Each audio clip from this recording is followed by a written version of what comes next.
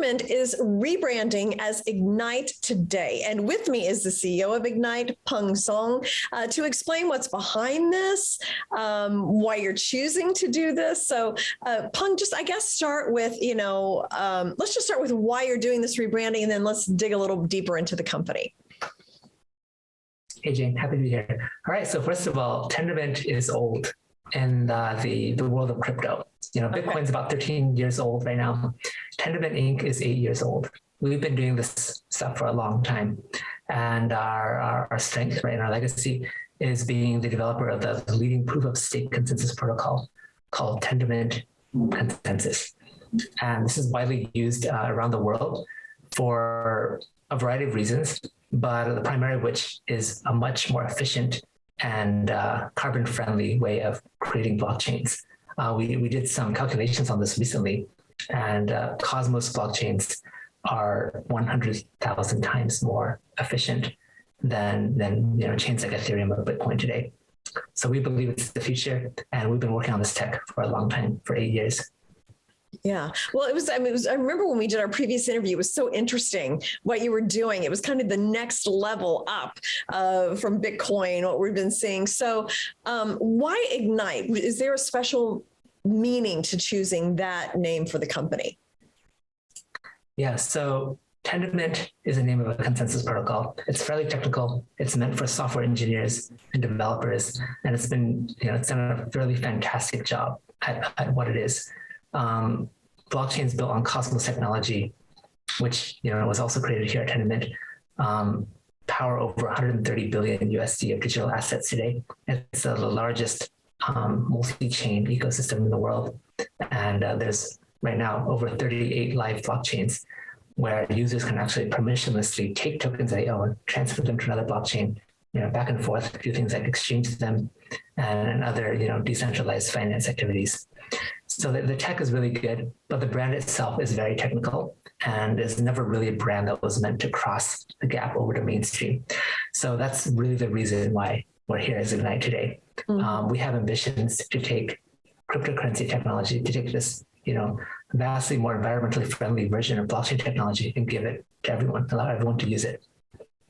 Okay. And how big is Ignite now? Are you hiring? If so, what kind of people are you looking for to build the business? We're hiring and hiring quickly. So we're about 120 people right now, spread out across the entire globe. I think we're in 35 different countries right now. Over the course of last year, we hired 90 people. Over the course of this year, we hope to hire another 100 people. So we're actively looking for people who are excited about, Web3, about blockchain, and excited about bringing it to more people around the world, right? The technology needs a lot of work. Crypto as a whole needs better infrastructure, better user experience, and we're here championing that and making it easier to use. Yeah. Just like how you use mobile apps and some of the more popular web applications today. We want to make blockchain just as easy to access. It does feel like it does need to be more user friendly, I think, before mass appeal. Are these developers, or like what kind of person are you looking for? What kind of degree or expertise? Yeah, so here at Ignite, we have two flagship products. One is meant for developers, and one is meant for individuals and crypto users. So the developer-oriented product is called Starport, and it's currently the world's easiest way to launch a blockchain. And not just, a blockchain like Bitcoin, but a blockchain that is, super low impact on the environment and is able to connect to every other blockchain built with Starport. It's very similar right now, at least the way we're oriented to it. It's very similar to building a blockchain for a website. So, as people build websites today, you can build a blockchain in a similar way. Mm-hmm.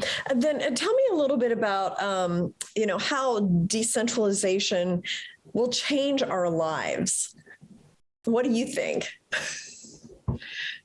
Yeah, so, our lives before all of this technology that we have today was very decentralized, right? You grew up in a small town and maybe you never traveled to the next town over, right? I'm talking about maybe thousands of years ago at this point. Mm-hmm. And, more recently, we started using currency, right? Started out with seashells and maybe, rare minerals like gold, and it turns into, the fiat currency we have today, and that's very decentralized as well. No one's keeping track of your transactions, right? You don't have to do KYC to get a dollar bill in your pocket. There's various businesses still where they're all cash based, right? And that's very decentralized as well. But with the advent of the internet, everything has become super connected, right? And to access anything, you now need a user account, and that user account is managed by a centralized provider like Apple or Google or Meta, and they have a lot of power over you. And what you do with your account, can count against you, and they might ban you forever from the platform, right? So why decentralization matters and why we're building, an end user product like Emeris is to give the control back to you, right? You should own your own credentials, right? When you make posts somewhere on like Twitter or Instagram, right? You should own the contents of those, and you should own the network that you're building around them. Because at the end of the day, you're pouring your precious, lifetime into this product, and they own all of it, right? That's in the user terms. So blockchain and cryptocurrency technology, Web3 technology is all a way for people to reclaim some of that agency back, and to have control over where they send their data and how to exchange it among themselves, even if centralized platforms die. Well, and blockchain is more than a technology. I think it's really human life transforming, right? Because as you mentioned, it gives people kind of their individuality back, some control, freedom of speech. Kind of all those things we've been dealing with lately. Okay, so finally, Peng, just tell me a little bit about any exciting news you have, or any kind of upcoming things that maybe our next interview can be about in the next couple of months. Yeah, so this interview, right, it's been focused on the rebrand, and the rebrand is a very big step to take us, and help us connect more to the mainstream audiences that could use this technology to improve their lives. We've been focusing a lot about individuals, but our tech is meant for communities, organizations, companies, businesses can use this tech to reach consensus, globally distributed businesses, international gaming clans, any way you can create like a group of people, right? You can create a token for that. And we have some really cool and exciting developments in place to make blockchain technology a lot more accessible by people who would otherwise maybe just start a group chat to work on something together. So more about that later. Okay, we'll stay tuned for that. Always fascinating, Peng. Thank you so much for coming in and sharing the update, and congratulations on your rebranding. Thank you so much, Shane. Really happy to be here and be able to share this.